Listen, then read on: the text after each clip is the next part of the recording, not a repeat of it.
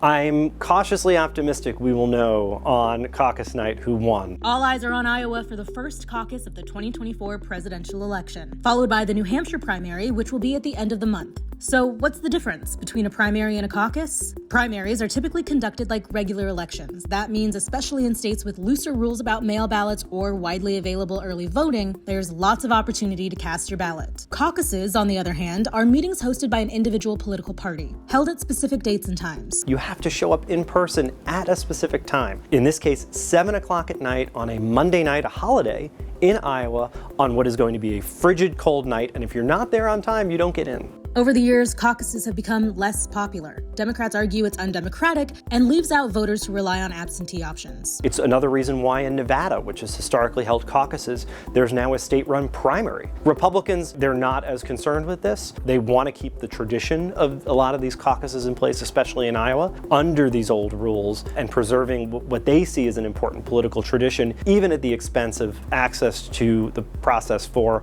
a lot of folks who can't make it there on a specific night at a specific time. This year, Democrats have chosen to do mail-in ballots in Iowa, so Republicans are the sole focus for January's Iowa caucus. This time with a new approach to how results will be counted and announced. Iowa Republicans have learned, they say, the Democratic failure 4 years ago to produce any results until the next day, the day after the Iowa caucuses, leaving everybody in the dark about whether Bernie Sanders, Pete Buttigieg, or someone else won. Republicans say they're going to be able to avoid that with a web-based system that will tabulate all the results and release it in real time. 2020 was a difficult year for a lot of reasons.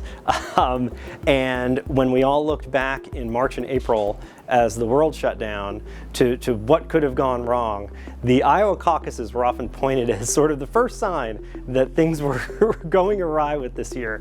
And so we're looking for a much smoother start to the process and hopefully a much better year in 2024. And for those wondering if Iowa could give a snapshot of voting trends leading up to Election Day, it has been a long time since the winner of the Iowa Republican caucuses went on to win the nomination. You have to go back to George W. Bush in 2000. So they haven't had a particularly good record lately of picking the winner.